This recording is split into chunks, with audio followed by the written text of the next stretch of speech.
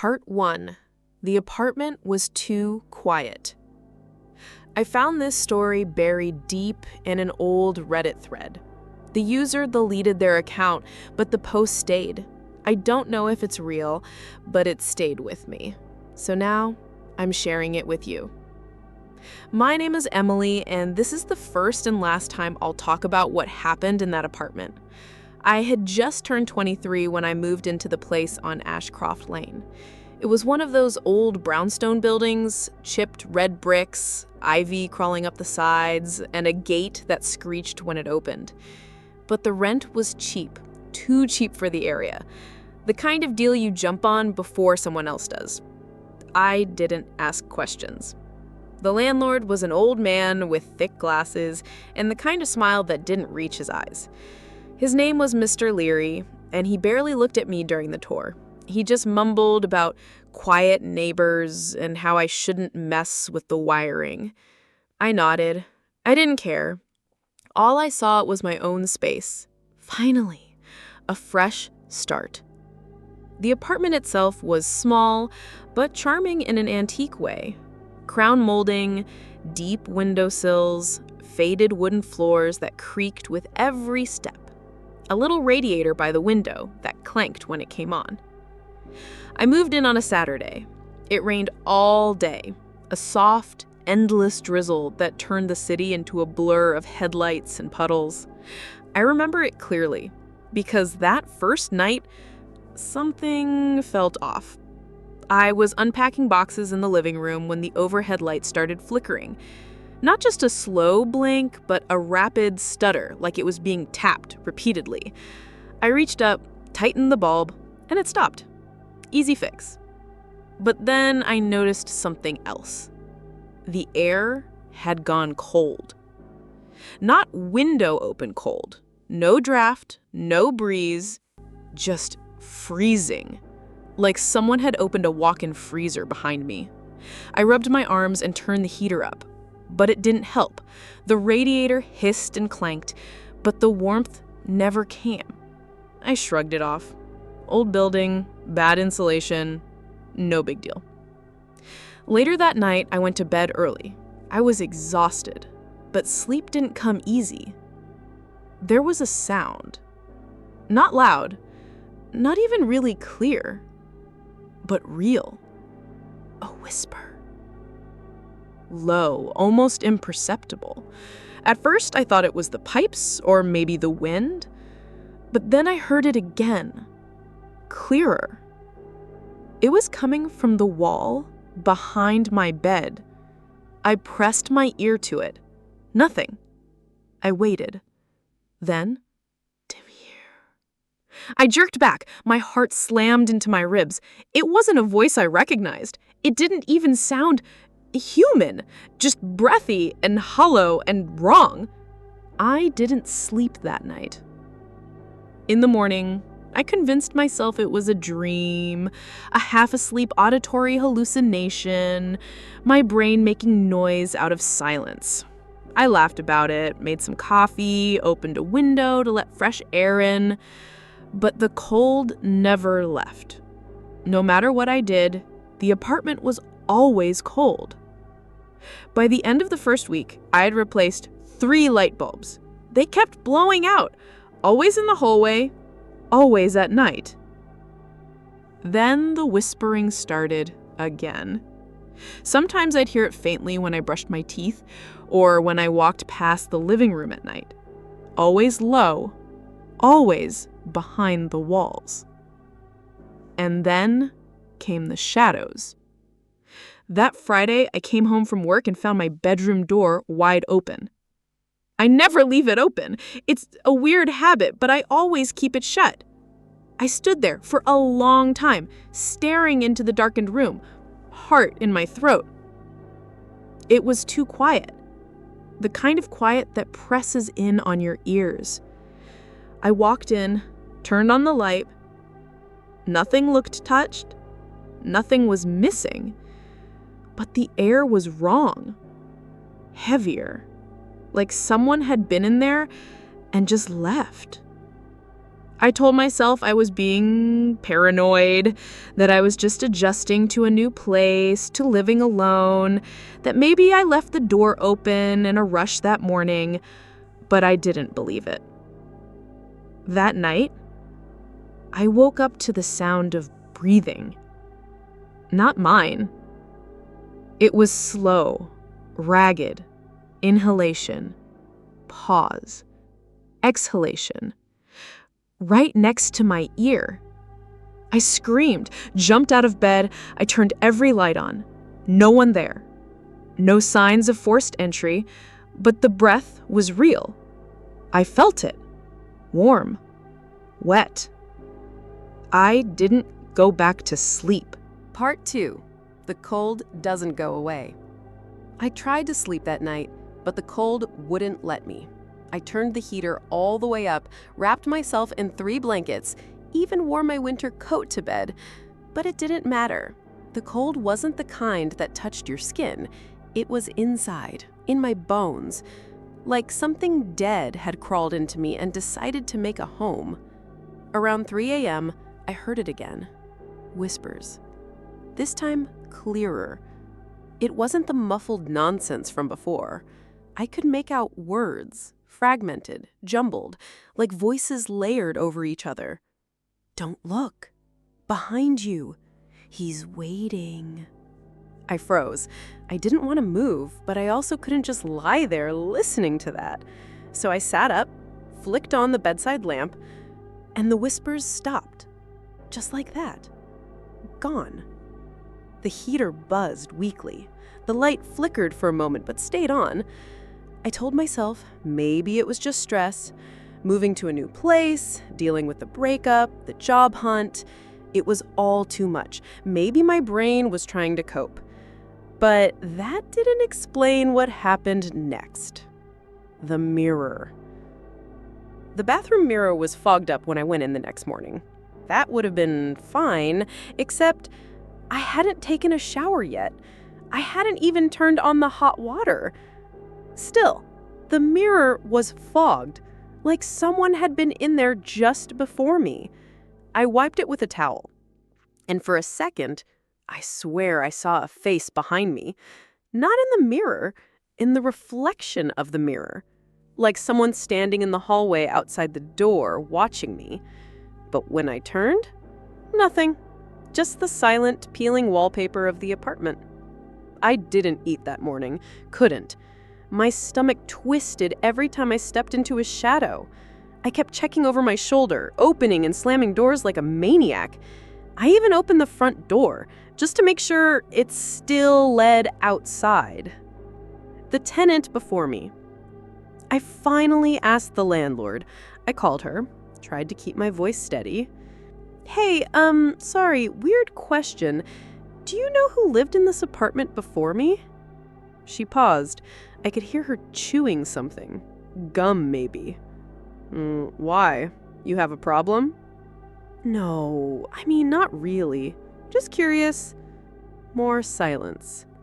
Then she said something that made my blood run cold. Didn't you read the lease terms?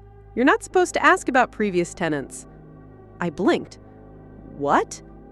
It's in the fine print. No inquiries about prior occupants. If you want to break the lease, you can, but you forfeit your deposit.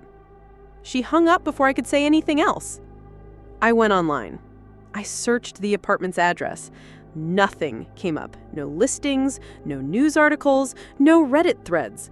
Like the building barely existed. It was listed on one site, but there was no street view, no reviews, no photos. Just an empty profile with the rent price. How did I even find this place in the first place? I couldn't remember. Craigslist? Maybe, but even going through my browser history, I couldn't find the listing again. That's when the panic started. I checked my photos. None of them were geotagged here. I checked my texts. Nothing about the move. Even my calendar just said move-in day with no address attached. It was like this apartment erased every digital trace of itself. The fridge incident. That night, I opened the fridge to get water. The light was out. I reached in anyway. and my hand touched something warm. Not just warm, sticky, soft, breathing. I yanked my arm back and slammed the fridge shut. I stood there shaking. I counted to 5, 10, 20. Then slowly I opened it again. Just shelves, water bottles, leftover takeout. Nothing else. But the smell. It smelled like wet soil, like something freshly buried. Part 3. What the walls remember. I didn't sleep much that night. Every sound felt louder. The pipes moaned like dying animals, and the wind outside whistled like someone whispering my name through broken teeth. I wrapped myself in every blanket I owned, but the cold still got into my bones. The next morning, I noticed something strange. The wall by the foot of my bed looked normal. Beige paint, a small crack, but when I touched it, it felt warm. Too warm. Like skin. I jerked my hand back, laughing nervously. Must be sunlight, I thought. But I kept thinking about it. At work, I smiled, made coffee for strangers, and pretended everything was fine. But that wall stayed in my mind. When I came home that evening, the hallway light flickered before I even reached the door. Inside, it was silent. No heater humming, no footsteps from neighbors, just dead silence. Until I shut the door behind me. Then I heard it. A whisper, so close it felt like it was in my ear. Help me. I spun around. No one. The apartment looked untouched, but that voice stuck in my head like a melody I couldn't shake. I didn't know who it was or what it wanted, but that night I couldn't turn off the lights. I sat on the couch, staring at the hallway, at the wall, the same spot near my bedroom. My eyes started to blur, and in that blur, I swear I saw a face. Not clear, just the shape of one. Hollow eyes, a wide mouth frozen mid-scream, pressed into the wall like it had been buried alive. I blinked, and it was gone. That night, I started digging. The building had changed owners 5 times in 10 years. Eventually, I found a thread on an old forum. Someone asked, "Anyone else feel like their apartment watches them?" Dozens of replies. Different apartments, same building, same signs. The cold, the whispers, the weird walls. One post stood out. "Don't knock on the walls. They knock back." I froze. I hadn't knocked, but someone had. The next day, I came home early, pressed my ear against that warm patch in the hallway. I waited. Nothing. And then, tap, tap, tap. 3 soft, deliberate knocks. I stumbled back, heart racing. I should have left, but something held me there. Something sick, hungry. That night, I dreamed of the building, but it wasn't a building. It was a living body, pipes pulsing like veins, doors like mouths, swallowing tenants whole. I was inside it, and it was alive. I woke up gasping. The cold was unbearable, the kind of cold that hurts your teeth. Then I saw it, the bedroom wall. It wasn't just warm anymore. It was breathing, rising and falling like lungs under paint. I screamed, and the wall screamed back. It sounded human. It sounded female, like someone had been trapped in there for years and had just found her voice. Part 4, the door at the end of the hall. After that night, everything changed. The apartment was no longer just cold, it felt alive, like it was watching me, waiting. The whispers didn't stop. They got louder, clearer. Sometimes they sang, sometimes they begged, and always, always, They said one thing: open the door. There was a door. I hadn't noticed it before. At the very end of the hallway, past the bathroom, where the paint peeled like dead skin. It was small, old, heavy oak, no handle. I tried to ignore it, but every night it called to me. I could hear it creak. I could feel it breathe. One night, I gave in. I pressed my hand against the door. It was freezing cold, like touching ice. And then it opened. Not by a hinge, but as if something pushed it from the inside.